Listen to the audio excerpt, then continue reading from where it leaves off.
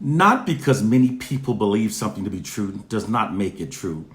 Most of the time, it's merely because they've all received the same wrong information and no one bothered to research whether it was true or not. This is the case in regards to the N word. Those black people who regurgitate the narrative that we made the N word ours and that using it ridiculously empowers us are absolutely wrong. Those are falsehoods created by white propagandists and fed into our community. And they're regurgitated by those of us that are ignorant, naive, and gullible, and now caught into the herd mentality where everybody's copying it. We did not make the N word ours, and using it does not empower us. The truth are the exact opposite on both accounts. It was actually through negative media social engineering that white oppressive forces socialized millions of African Americans to self-identify ourselves by the N-word. And doing so negatively impacts us at a psychological level. Most people naively believe that the media reflects our reality. But in truth, it is more often we that imitate what we see and learn from the media. A group's identity is shaped by how they repeatedly see themselves being depicted within the media. People often becomes those derogatory media depictions of themselves that they've accepted as being their reality. It's a true science known as media social engineering. Therefore, whoever controls a people's media images and writes their narratives controls their culture. Because white oppressive forces controls our media images and writes our narrative, they've exploited these factors to negatively steer our culture. Their ability to negatively steer black culture through media social engineering is immensely powerful.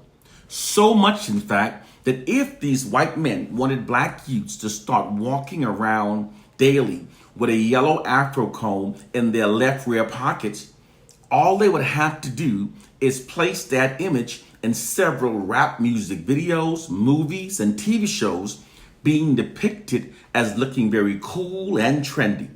In doing so, our black youths will then see the image and then imitate it and adopt the image as being their own, while insisting that they made the style themselves, although they in fact did not.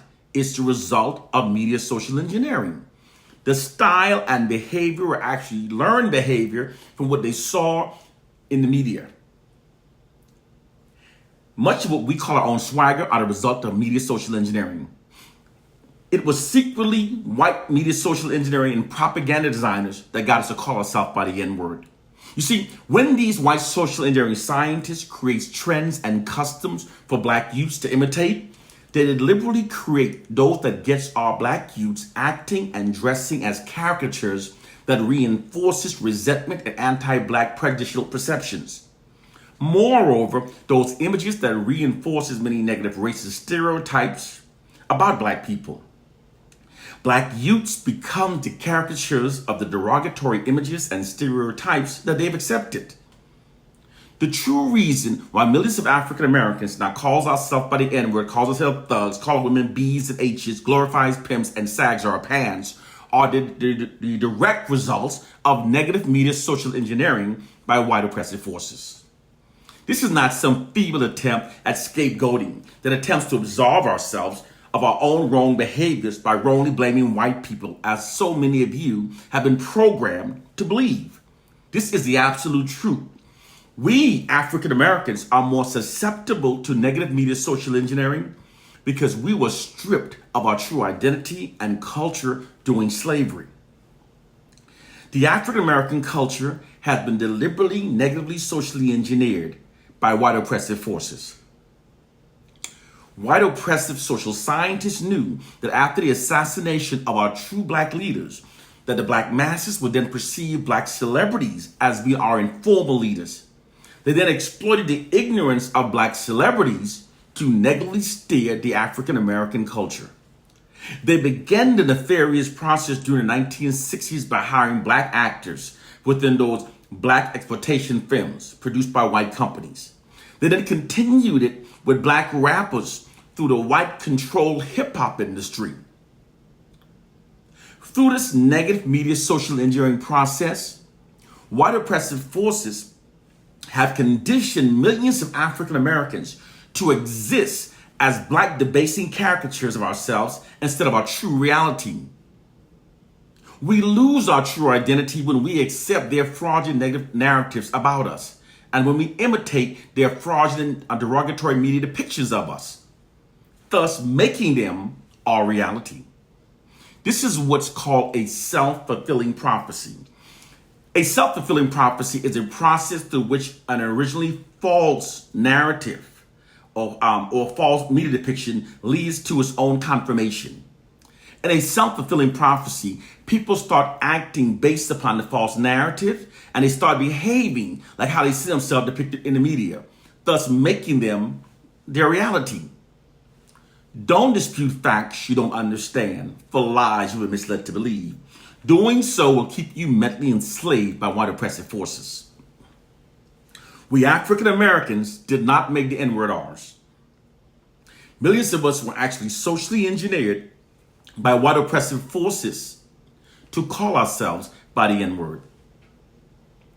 White social engineering scientists took the negative N-word, a word once reviled and deemed deeply offensive by millions of African Americans, and not only desensitized millions to the word, but also socially engineered millions to now favorably perceive the word as being a term of endearment. This was done to control and subjugate African Americans. Because to control and subjugate a large targeted population, the first step is to neutralize their alpha males, aka those possessing warrior spirit. These are the black males that are psychologically wired to protect their communities and to protect all women. Words have power over the subconscious mind. So white social scientists neutralize black alpha males by conditioning us to call ourselves by the N-word because it conditions us to perceive ourselves through a false inherent subordinate identity that makes us less likely to defend our communities. Because it conditions us to perceive ourselves through a subordinate status. When we call ourselves by the N-word, this also separates us from our unifying African heritage. Without having a base identity to connect to our vast cultural wealth, over time we become further fragmented and we become weaker as a people. We can then be made into anything the white oppressors wants us to be. Self-identifying ourselves by the N-word also psychologically divides us from Native Africans. When Africans are divided globally, we lose our global numerical advantage and lose all hopes of defeating global white supremacy. I never said that what I teach would be easy to comprehend. I only said that it would be the black liberating truth. The truth that sets you free is the complete opposite of what you've been made to already believe. They have you believing mental enslaving lies. You have to relinquish all those lies and elevate your minds in order to free yourself. One love and peace.